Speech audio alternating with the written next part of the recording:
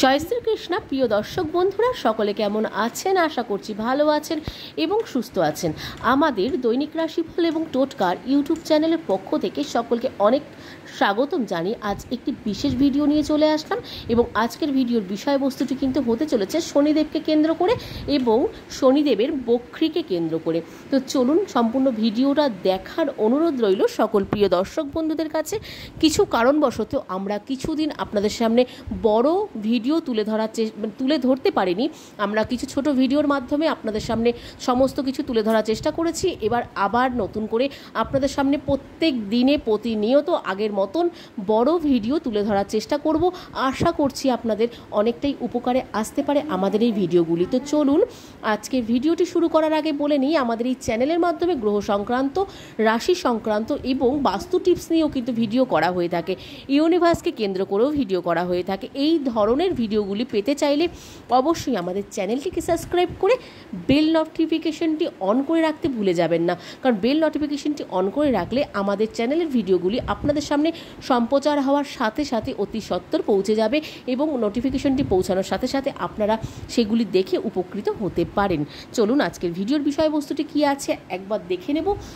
প্রথমের ইন্ট্রোটা হয়তো একটু বড় হয়ে গেল, যেহেতু অনেক দিন পর আপনাদের সামনে আমরা বড় ভিডিও তুলে ধরছি, সেই কারণে একটু বেশি কথা বলার প্রয়োজন ছিল। তো চলুন আজকের ভিডিওর বিষয়বস্তুটি কিন্তু রয়েছে শনিদেবকে কেন্দ্র করে, বড় বাবাকে কেন্দ্র করে। 13ই জুলাই থেকে আগামীকাল 13ই জুলাই থেকে বড় বাবার দৃষ্টিতে 4 রাশিতে কিন্তু পড়তে চলেছে বড় বাবার দৃষ্টি। কাজে বাধা এবং খরচ বৃদ্ধিও কিন্তু আসতে পারে বলে মনে করা হচ্ছে জ্যোতিষশাস্ত্র অনুসারে। মীন রাশিতে শনিদেব বক্রী হতে চলেছেন, 4 রাশির জন্য প্রতিকূল হতে পারে। নভেম্বর পর্যন্ত তাদের থাকতে হবে সাবধানে, অত্যন্ত সাবধানে থাকতে হবে কিন্তু এই 4টি রাশির জাতক জাতিকাদের। এই 4টি রাশির জাতক জাতিকাদের মধ্যে আপনারা আছেন কি না অবশ্যই আমাদের এই ভিডিওটি দেখে কমেন্টে জানাতে ভুলবেন না। এবং কে কোথা থেকে ভিডিওটি দেখছেন অবশ্যই কমেন্টে জানান বন্ধুরা। শনিদেবের দৃষ্টিতে কিন্তু এই 4টি রাশিকে কি অশুভ প্রভাবে পড়তে হবে সেটিও থাকছে এবং সেটিও দেখে নিন। আগামীকাল 13ই জুলাই সকাল থেকে মীন রাশিতে শনিদেবের পশ্চাৎগামী হতে চলেছেন। শনিদেব যেহেতু পশ্চাৎগামী হতে চলেছেন, এর ফলে বা এই পশ্চাৎগামী এই প্রবেশের ফলে শনিদেব নিজের গতি পরিবর্তন করতে ভালো মন্দ প্রভাব কিন্তু সকল রাশির ওপর, আমাদের 12টি রাশির চক্রের ওপরে কিন্তু প্রভাব পড়তে পারে। মীন রাশিতে শনিদেব বক্রীর এই 4 রাশির জন্য প্রতিকূল হতে পারে। নভেম্বর পর্যন্ত তাদের থেকে হতে হবে কিন্তু আপনাদেরকে অনেকটাই সাবধান। শনিদেবের দৃষ্টিতে এই 4টি রাশিকে কি অশুভ প্রভাবে পড়তে হতে পারে সেটি দেখে নিন এই ভিডিওর মাধ্যমে। প্রথমত যে রাশিটি রয়েছে সেটি হচ্ছে মেষ রাশি।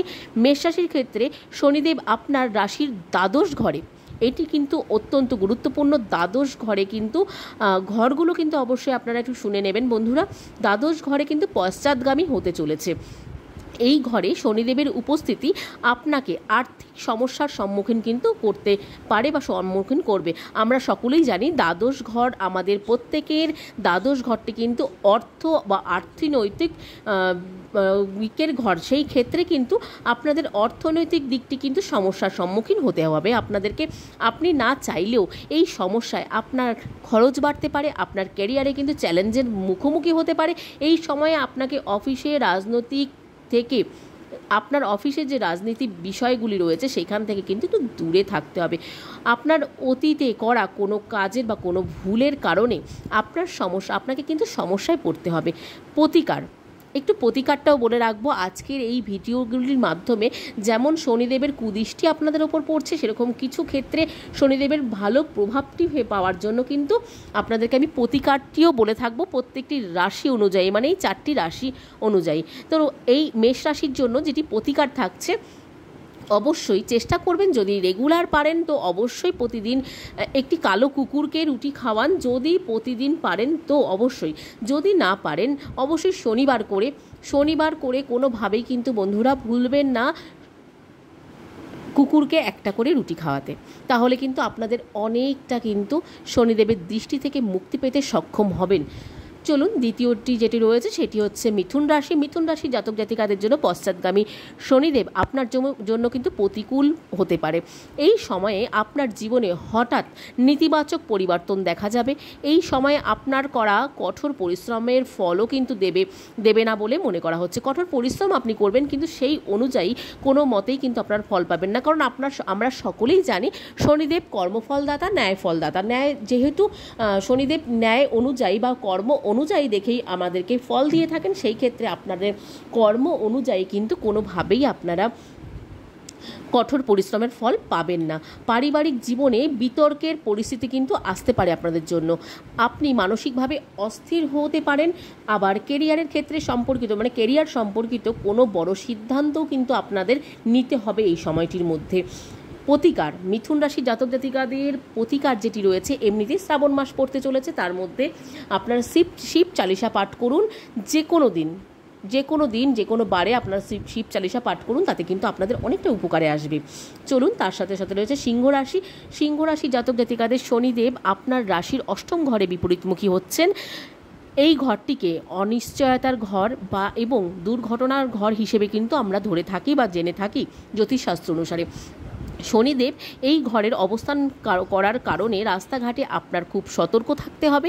এই সময় নিয়ম লঙ্ঘন এড়িয়ে চলুন। কর্মক্ষেত্রে পরিবেশের আপনার বিরুদ্ধে যেতে পারে। আপনি ধৈর্য ধরে প্রতিটি কাজ করলে পরিস্থিতি উন্নতি হতে পারে। পরিবারের অশান্তি হতে পারে, কারোর সঙ্গে তর্কে জড়াবেন না, সেই ক্ষেত্রে আপনার জন্য কিন্তু সমস্যায় সম্মুখীন হতে আপনি পারেন।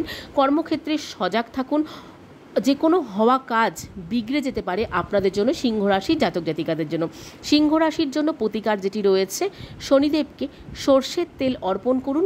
যে কোনো শনিবার আপনারা গিয়ে শনিদেবকে সর্ষের তেল অর্পণ করে আসুন এবং শনিদেবের আরাধনা করুন সেই দিনই, শনিবার দিন, তাহলে আপনারা কিন্তু উপকার পেতে পারেন। চলুন এরপরে যে রাশিটি রয়েছে, শেষ রাশি 4 নম্বর রাশি ধনু রাশি। ধনু রাশির জাতক জাতিকাদের শনিদেবের এই বিপরীতমুখী হওয়ার পর আপনি পরীক্ষার মুখে কিন্তু পড়তে হবে আপনাকে। এই সময়ে আপনাকে প্রতিটি কাজ খুব সাবধানে করতে হবে। আপনি যত বেশি অর্থনৈতিক দিকের কাজ করা অনৈতিক কোনো কাজ যদি আপনারা করে থাকেন, সেই কাজগুলো কিন্তু একটু এড়িয়ে চলতে হবে আপনাদেরকে। আপনার জন্য ততই ভালো হবে।